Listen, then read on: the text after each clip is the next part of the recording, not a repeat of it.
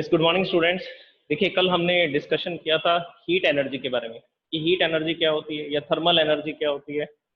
और मैंने आपको ब्रीफली एक्सप्लेन ये किया था कि वो हीट एनर्जी रिलेटेड है पार्टिकल्स के मोशन से। जो पार्टिकल्स मूव कर रहे हैं उनके पास काइनेटिक एनर्जी है और वही काइनेटिक एनर्जी से रिस्पॉन्सिबल है हीट एनर्जी के लिए। उसी की वजह से टेम्परेचर होता है राइज या डाउन। काइनेटिक एनर्जी अगर ज़्यादा है तो टेम्परेचर हाई होगा, काइनेटिक एनर्जी अगर कम है तो टेम्परेचर लो होगा। और वो kinetic energies different different type की हो सकती है, जैसे कि मोशन डिफरेंट डिफरेंट टाइप के हो सकते हैं। पार्टिकल्स ट्रांसलेशनल, रोटेशनल या वाइब्रेशनल मोशन कर सकते हैं। तो एनर्जीज भी तीन तरह की होंगी। कुछ काइनेटिक एनर्जी वाइब्रेशनल मोशन के लिए काम आएगी और कुछ काइनेटिक एनर्जी रोटेशनल मोशन की होगी और कुछ kinetic energy straight line motion की होगी, रेक्टिलिनियर मोशन, ट्रांसलेशनल मोशन की होगी। तो इस तरह से वो जो भी काइनेटिक एनर्जी है उन सबको हमने बोला हीट एनर्जी। और मैंने एक स्टेटमेंट और बोली थी that the heat energy is the part of the internal energy. Heat energy किसका पार्ट है? इंटरनल एनर्जी का पार्ट है। और ये भी हमने डिस्कस कर लिया था क्यों है। अब देखिए, अभी हम बात करते हैं हीट एनर्जी की यूनिट्स की। देखिए, एनर्जी की बेसिक यूनिट जूल है। किसी भी तरह की एनर्जी हो हम उसको जूल में मेजर करते हैं, तो इसीलिए मैंने इसको क्या लिखा, SI unit, international standard unit, that is joule. इसके अलावा आप इसको एमकेएस यूनिट भी बोल सकते हैं। एसआई यूनिट और एमकेएस यूनिट दोनों सेम है। Joule is the SI unit and it is also the MKS unit, metre kilogram second. और इसका सीजीएस यूनिट क्या होता है? अर्ग।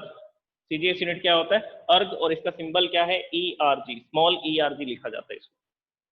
इसके अलावा प्रैक्टिकल यूनिट क्या है? देखिए, जूल ने जो एक्सपेरिमेंट किए थे तो उन्होंने एक यूनिट डिसाइड की थी, इसको सीजीएस यूनिट में भी काउंट किया जाता है, इसको सीजीएस यूनिट में भी काउंट किया जाता है। और ये है कैलोरी। इंग्लिश में इसको कैलोरी बोलते हैं और हिंदी के अंदर कैलोरी लिखा जाता है इसको इस तरह से। तो आपको दोनों आने चाहिए बोलने, कैलोरी और कैलोरी एक ही बात है, दोनों का मीनिंग सेम है। So it is the practical unit. ये कैसी यूनिट है? ये प्रैक्टिकल यूनिट है। और इसके लिए क्या सिंबल यूज किया जाएगा? CAL and all letters are small letters. CAL, cal, for the calorie. अब देखिए, 1 कैलोरी क्या होता है? देखिए, अर्ग को हम डिस्कस नहीं करेंगे। अर्ग को डिस्कस करेंगे हम लोग, वर्क एनर्जी पावर चैप्टर आएगा, उसके अंदर हम लोग जूल से अर्ग में, अर्ग से जूल में ऐसा कन्वर्शन करेंगे। ठीक है, तो ये यूनिट्स हम वहां पर यूज करेंगे, अभी इसका कन्वर्जन नहीं पड़ेगा। हमारे लिए जो कन्वर्जन का मेथड है वो हमें सिर्फ किसके लिए पढ़ना है? जूल को कैलोरी में कन्वर्ट करना और कैलोरी को किस में कन्वर्ट करना? जूल में कन्वर्ट करना। क्योंकि हीट एनर्जी को इस चैप्टर के अंदर, इस चैप्टर में हीट एनर्जी को हम सिर्फ 2 ही यूनिट्स में मेजर करेंगे। First unit is joule and second unit is calorie. Second unit is calorie और कैलोरी। ओके, तो अर्ग आप याद रख सकते हैं, it is the CGS unit, it is the CGS unit. और मैं आपको एक इंपॉर्टेंट बात भी बता देता हूँ कि जैसे 1 joule is equal to 10 to the power -7 अर्ग।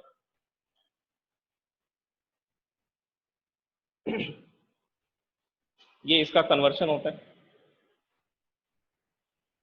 10 to the power 7 अर्ग, sorry not -7, 10 to the power 7 अर्ग। तो ये इसका कन्वर्जन है, ये स्मॉल यूनिट है, स्मॉलर यूनिट है। 1 जूल में इतने अर्ग होते हैं। 1 joule is equal to 10 to the power 7 अर्ग। ओके, तो हम इसको डिस्कस नहीं करने वाले, ये हमारा डिस्कशन का टॉपिक नहीं है। ये हम लोग स्टडी करेंगे वर्क एनर्जी पावर चैप्टर में कि ये कन्वर्शन कैसे होते हैं। हालांकि आपने यूनिट्स एंड मेजरमेंट में इसको स्टडी भी किया होगा कि एमकेएस यूनिट को सीजीएस यूनिट में कैसे कन्वर्ट किया जा सकता है। तो अभी हम सिर्फ 2 ही चीजों को डिस्कस करेंगे। First one is SI unit and second one is practical unit of the heat energy which is calorie. अब 1 कैलोरी कितना एनर्जी होती है तो सुनिए, ये एक्सपेरिमेंट से डिसाइड किया गया। James Prescott joule, James Prescott joule ने एक्सपेरिमेंट्स किए और उन एक्सपेरिमेंट से ये डिसाइड किया कि 1 कैलोरी एनर्जी किसको बोला जाएगा। तो देखिए, डेफिनेशन से आपको पता लगेगा, 1 calorie is the amount of heat required, is the amount of heat energy required to raise the temperature of 1 gram of water, temperature of 1 gram of water from 14.5 degree Celsius to 15.5 degree Celsius, that is 1 degree Celsius. उन्होंने जो experiment किया था उस experiment में water का temperature कितना water था? 1 gram water, 1 gram water था और उसका टेम्परेचर था 14.5 डिग्री सेल्सियस। तो उन्होंने उसको गर्म करना शुरू किया, हीट एनर्जी देनी शुरू की। देखिए किस तरह से किया जाएगा, क्या एक्सपेरिमेंट होगा।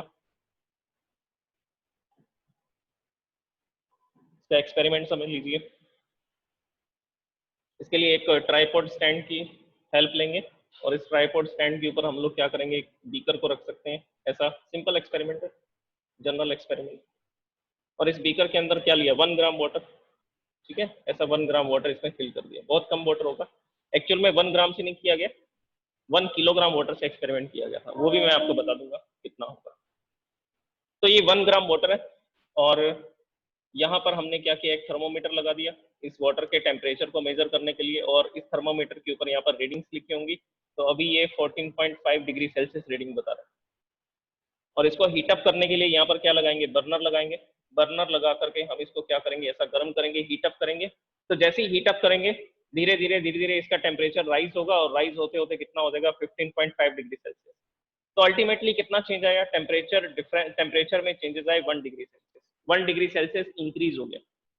और इसको इंक्रीज करने में बर्नर से हमने इसको जितनी हीट एनर्जी दी, उस हीट एनर्जी का क्या नाम रखा गया, 1 कैलोरी।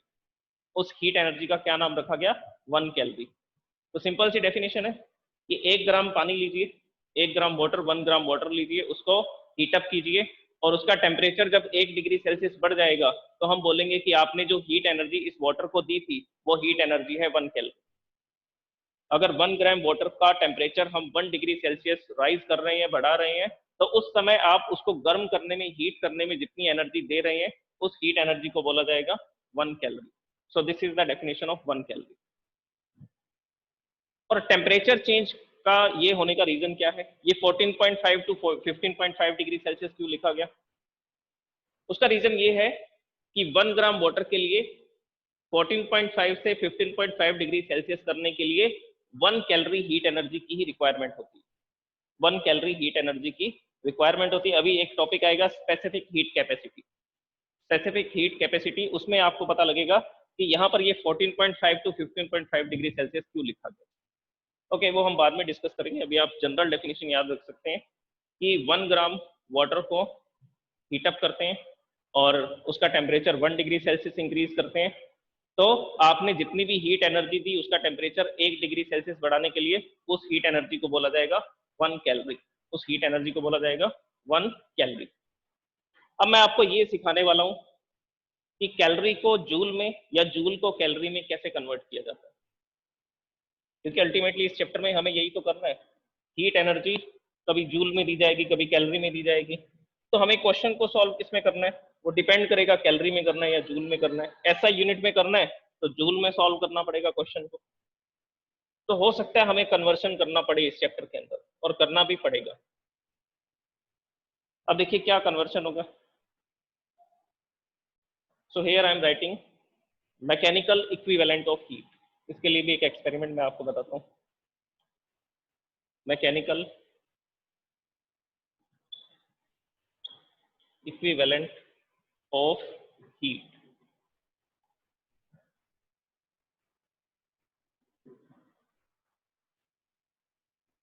देखिए एनर्जी कन्वर्टेबल होती है, ये पता है आपको। एनर्जी को क्रिएट डिस्ट्रॉय नहीं कर सकते हैं, लेकिन हम उसको कन्वर्ट कर सकते हैं एक फॉर्म से दूसरी फॉर्म में। तो ऐसा भी तो पॉसिबल है कि मैं मैकेनिकल एनर्जी को हीट एनर्जी में कन्वर्ट करूं, या हीट एनर्जी को किस में कन्वर्ट करूं, मैकेनिकल एनर्जी में। अब दोनों के एग्जांपल सुनिए पहले, ऐसा कैसे पॉसिबल हो सकता है। हीट एनर्जी को मैकेनिकल एनर्जी में कन्वर्ट करना है, ये हम लोग यूज करते हैं हीट इंजन के अंदर। ये हम लोग किसमें यूज करते हैं, हीट इंजन के अंदर हम इसको यूज करते हैं। That we are converting heat energy to mechanical energy. Mechanical energy और मैकेनिकल वर्क किस तरह से होगा, देखिए यहाँ पर हम लोग एक सिलेंडर का यूज करते हैं। इस सिलेंडर के अंदर इस जगह पर पिस्टन लगा होता है।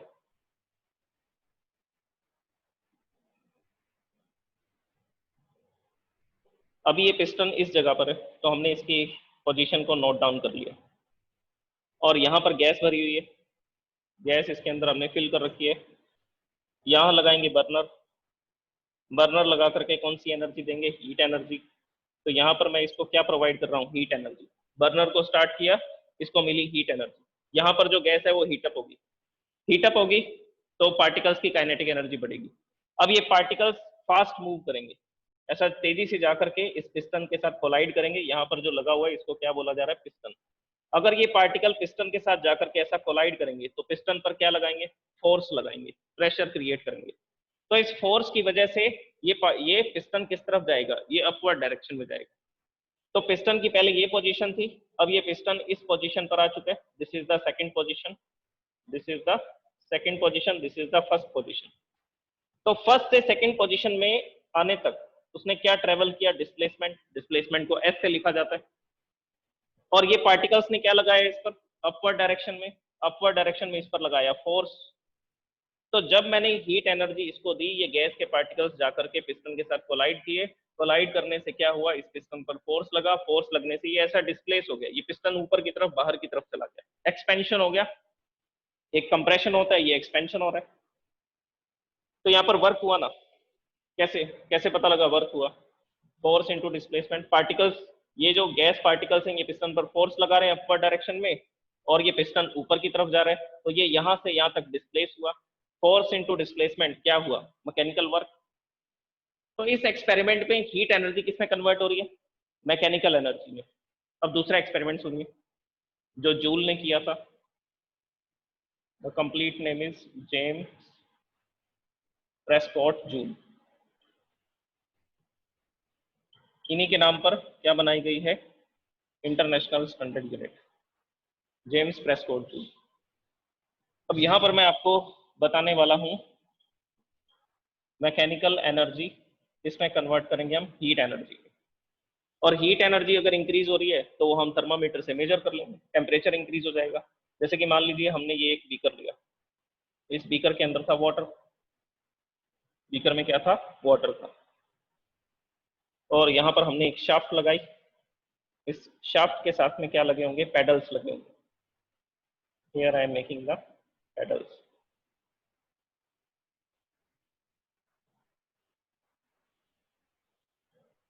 अब इस शाफ्ट को हमने क्या किया, ऐसा रोटेट करना स्टार्ट किया। शाफ्ट को क्या किया, ऐसा रोटेट करना, घुमाना शुरू किया, ऐसे हाथ से पकड़ा और ऐसा घुमाना शुरू कर दिया। तो जब ये ऐसा रोटेट होगी तो हमने यहाँ पर टेम्परेचर को मेजर किया। पहले यहाँ का टेम्परेचर था 14 डिग्री सेल्सियस। जैसे जैसे हम इसको रोटेट कर रहे हैं, या आपको ये शाफ्ट पसंद नहीं आई तो हम एक स्पून का यूज कर सकते हैं। जैसे कि आपने पानी लिया एक गिलास के अंदर, एक स्पून की हेल्प से आप उसको क्या कर रहे हैं, स्टिर कर रहे हैं, हिलाते जा रहे हैं, उसमें टेम्परेचर राइज होगा। क्यों राइज होगा बता सकते हैं, क्योंकि आप जब उसको स्टिर कर रहे हैं तो आप क्या कर रहे हैं, पार्टिकल्स की काइनेटिक एनर्जी बढ़ा रहे हैं।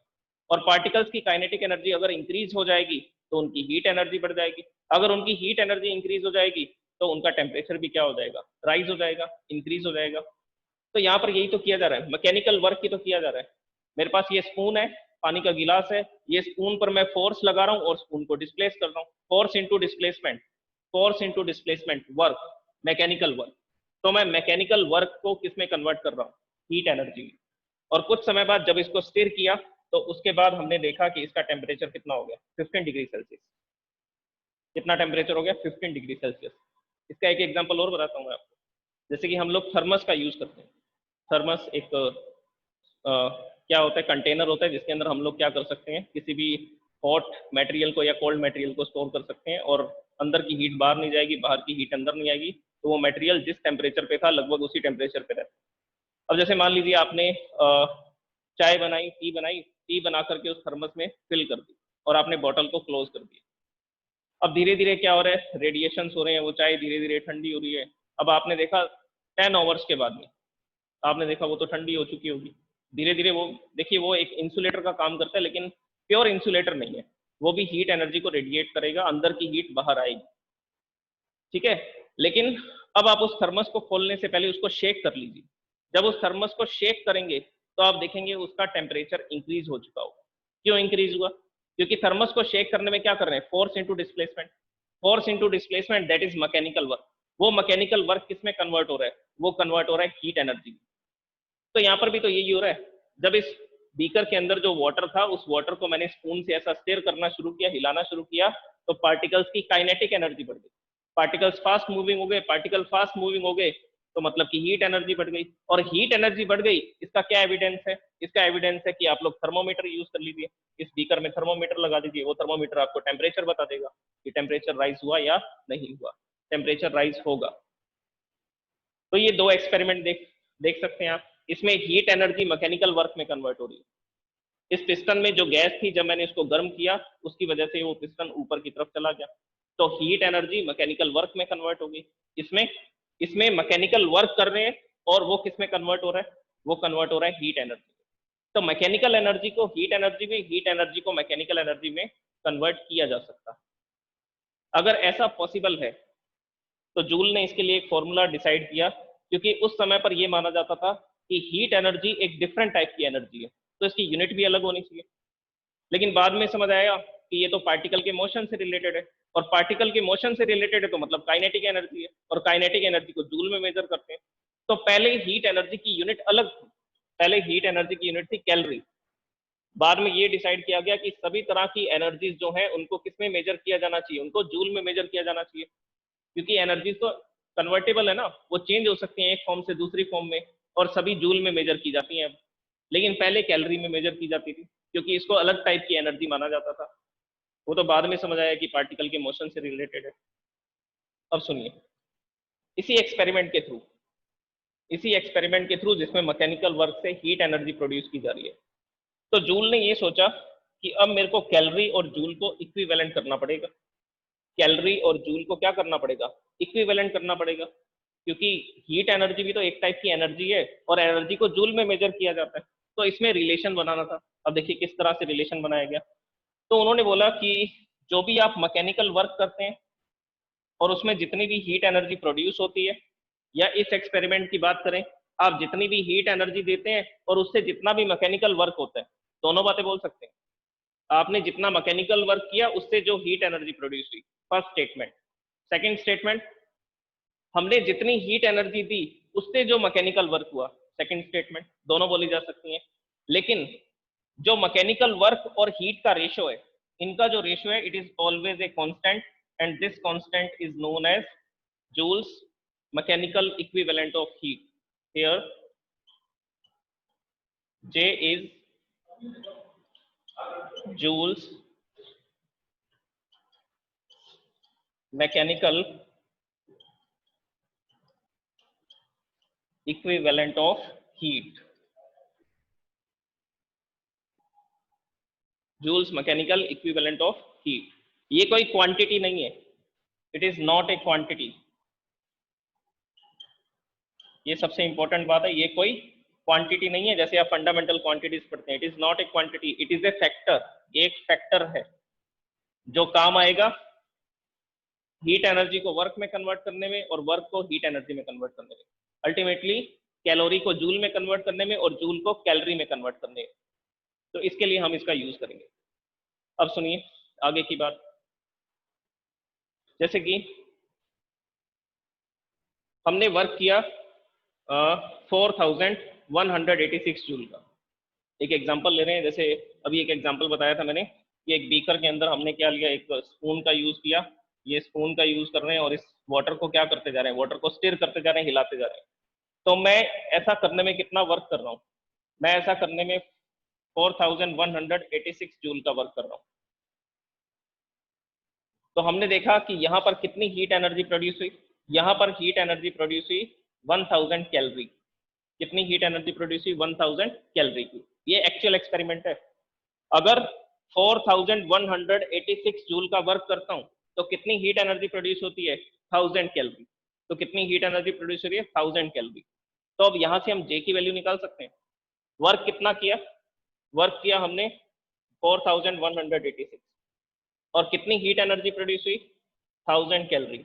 इसको हम जूल में मेजर कर रहे हैं, इसको मेजर कर रहे हैं कैलोरी में। वैल्यू पुट कर रहा हूँ, ये वर्क की वैल्यू पुट की, ये हीट एनर्जी की वैल्यू पुट की, इसको सॉल्व किया। सॉल्व करने पर जे की वैल्यू आ जाएगी।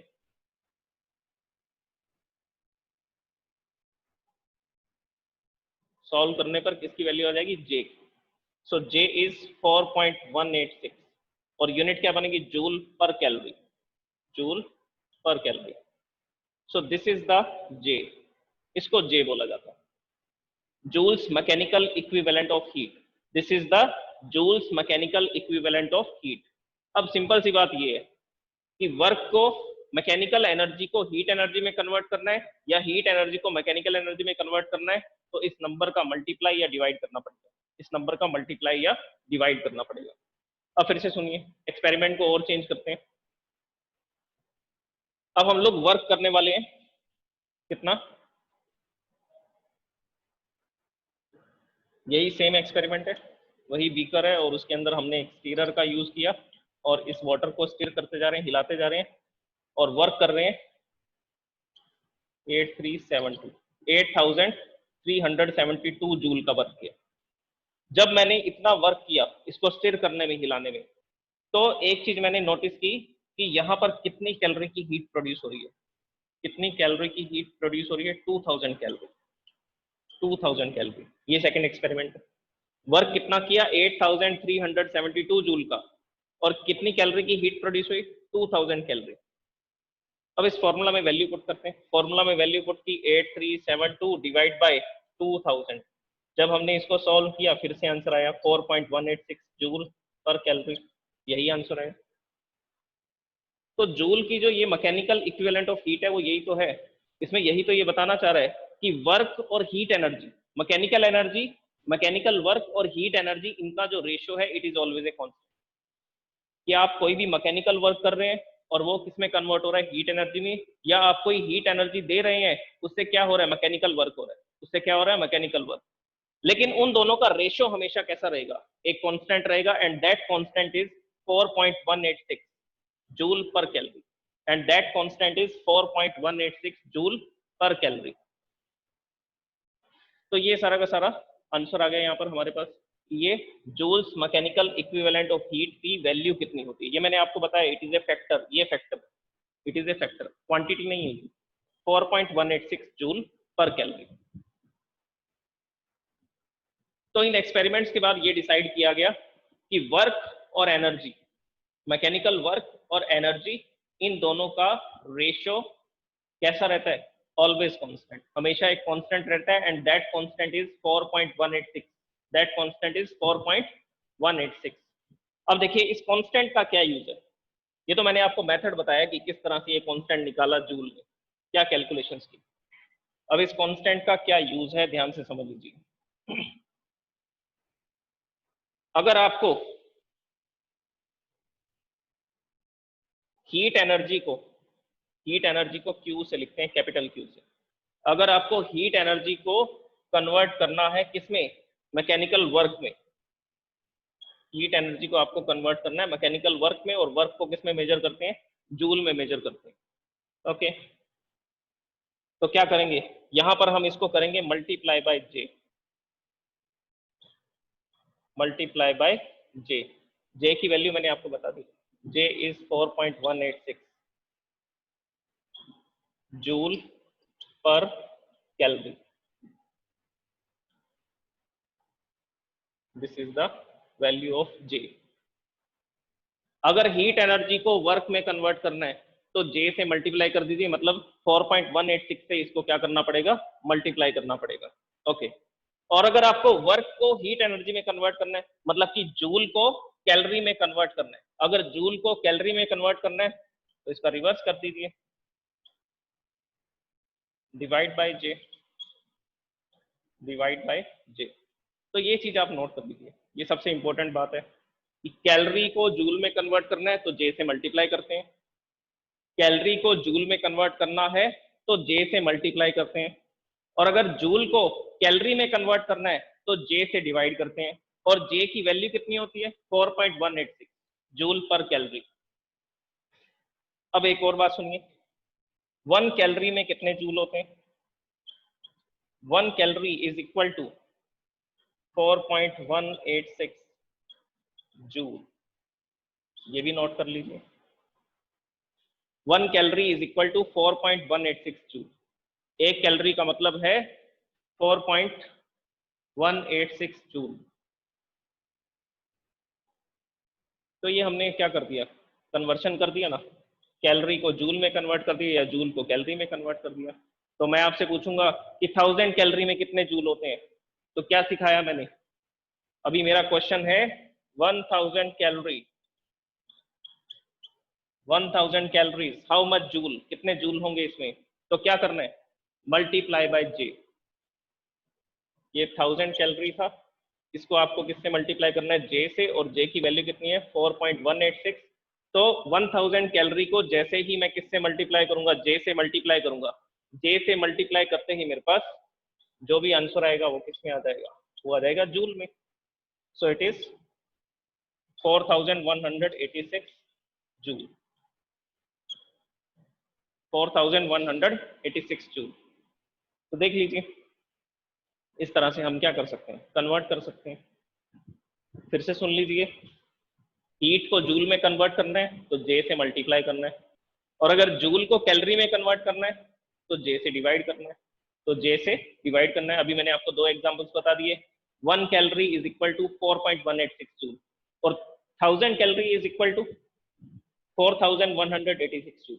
अब मेरा एक क्वेश्चन है, 2000 कैलोरी में कितने जूल होंगे, 2000 कैलोरीज हाउ मच जूल। अभी बताया था मैंने थोड़ी देर पहले, वैसे आप लोग रेज हैंड कीजिए if you have calculated 2000 calories how much joule. Okay student, just take the screenshot of this formula, heat converting to work, then you have to multiply by J, and if you want to convert work into heat energy then you have to divide by J.